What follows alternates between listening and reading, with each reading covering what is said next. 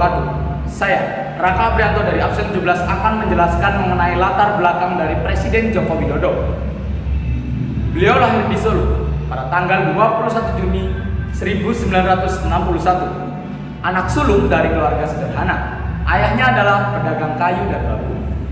Beliau menikah dengan Ibu Iriana pada tahun 1986, memiliki 3 orang anak. Yang pertama ada Gibran, yang kedua Kahiyang, dan yang ketiga dan terakhir yaitu Kaesang. Awal politiknya, ia bergabung dengan Partai Demokrasi Indonesia atau PDIP Perjuangan pada tahun 1998. Rekam jejak jabatannya, beliau menjabat sebagai Wali Kota Solo pada tahun 2005, berpasangan dengan Hadi Rudiatmo. Lalu, karir berikutnya, ia meniti karir sebagai Gubernur DKI Jakarta, melanjutkan ke Jakarta atas dukungan Megawati Soekarno Putri yang dimana sebagai Ketua PDIP saat itu. Lalu, pada akhir jabatan terakhirnya, beliau menjabat sebagai Presiden Republik Indonesia. Perlu diketahui, Presiden Joko Widodo memiliki 2 masa periode. Periode yang pertama pada tahun 2014, beliau berpasangan dengan Yusuf Kala. Dan periode yang kedua, beliau berpasangan dengan Kiai Haji Ma'ruf Amin pada tahun 2019. Sekian dari saya. Kontribusi periode pertama. Yang pertama ada infrastruktur. Pada periode pertama, pemerintah Presiden Joko Widodo, pembangunan infrastruktur menjadi prioritas utama.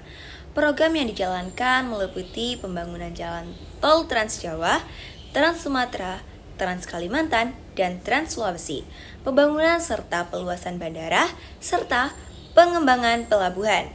Tujuan utamanya adalah meningkatkan konektivitas antar wilayah, menurunkan biaya logistik, dan mendorong pertumbuhan ekonomi yang lebih merata. Yang kedua ada revolusi mental. Konsep revolusi mental dicanangkan untuk membentuk karakter bangsa yang disiplin, jujur, produktif, dan berintegritas. Program ini diwujudkan melalui pembangunan sumber daya manusia, antara lain pendidikan vokasi, program beasiswa, pelatihan kerja, serta pembinaan karakter.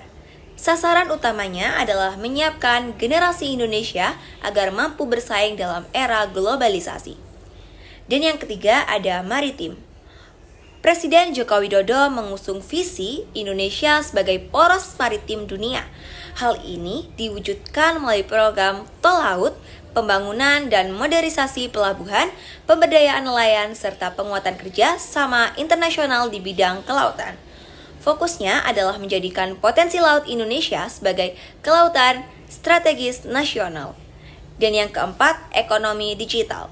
Di era perkembangan teknologi, pemerintahan mendorong pertumbuhan ekonomi digital melalui pembangunan startup, e-commerce, dan ekonomi kreatif. Dukungan diberikan dalam bentuk regulasi, pendanaan, serta pembangunan infrastruktur digital seperti perluasan akses internet cepat. Kebijakan ini berhasil melahirkan sejumlah perluasan rintisan berskala unicorn yang berkontribusi pada perekonomian nasional. Jadi saya akan melanjutkan penjelasan kontribusi Presiden Jokowi periode kedua. Yang pertama, Ibu Kota Negara. Ibu Kota Negara atau IKN baru pemindahan ibu kota dari Jakarta ke Nusantara, Kalimantan Timur bertujuan mengurangi beban Jakarta, pemerataan pembangunan, serta membangun kota yang hijau, cerdas, dan berkelanjutan. Pembangunan IKN juga membentuk peluang ekonomi baru, meskipun menghadapi tantangan pendanaan dan lingkungan. Yang kedua, pandemi COVID-19. Pemerintah menghadapi pandemi sejak Maret 2020 dengan kebijakan PPKM, vaksinasi massal, dan bantuan sosial. Pandemi berdampak besar pada kesehatan dan ekonomi nasional, namun kebijakan pemulihan ekonomi dan pelonggaran aktivitas masyarakat. Yang ketiga, transformasi ekonomi. Pemerintah mendorong hilirisasi sumber daya alam, digitalisasi UMKM, pembangunan infrastruktur, serta pengembangan ekonomi hijau.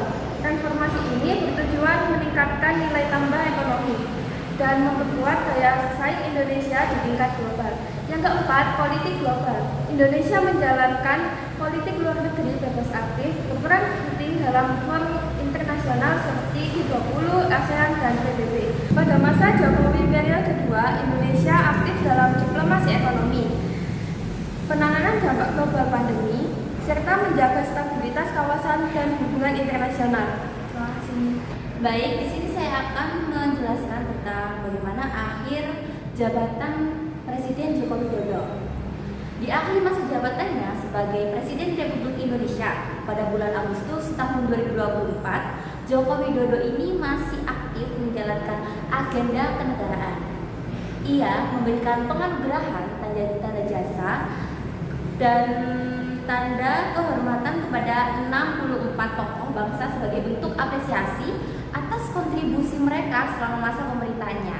Selain itu, seminggu sebelum lengser, Jokowi meresmikan sejumlah bangunan strategis seperti Istana Negara serta Rumah Sakit Mayapada Hospital Nusantara dan Rumah Sakit Hermina Nusantara di Ibu Kota Nusantara bersama Iriana dan para menteri lainnya.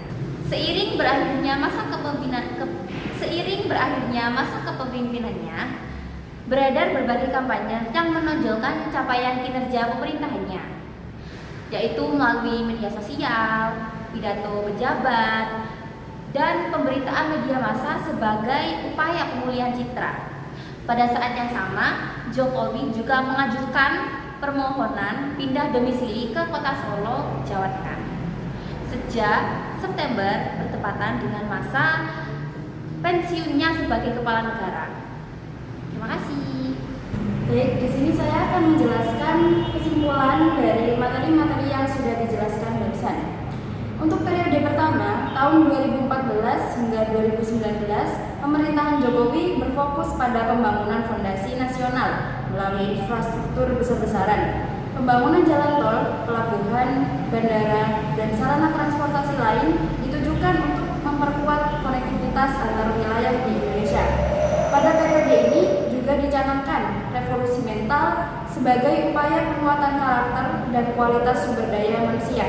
Selain itu, visi poros maritim dunia dikembangkan untuk memaksimalkan potensi kelautan Indonesia, serta mulai tumbuhnya ekonomi digital dengan hadirnya startup unicorn. Kemudian periode kedua, tahun 2019 sampai 2024, menekankan penguatan struktur ekonomi dan ketahanan nasional. Pembangunan IKN Nusantara menjadi simbol pemerataan pembangunan jangka panjang, disertai penanganan pandemi COVID-19 serta pemulihan ekonomi nasional. Transformasi ekonomi dilakukan melalui hilirisasi sumber daya alam, digitalisasi, dan pengembangan ekonomi hijau, serta peningkatan peran diplomasi Indonesia di tingkat global seperti melalui forum G20. Kedua periode ini menunjukkan kesinambungan visi dari membangun fondasi menuju penguatan dan transformasi Indonesia. Sekian dari saya, terima kasih.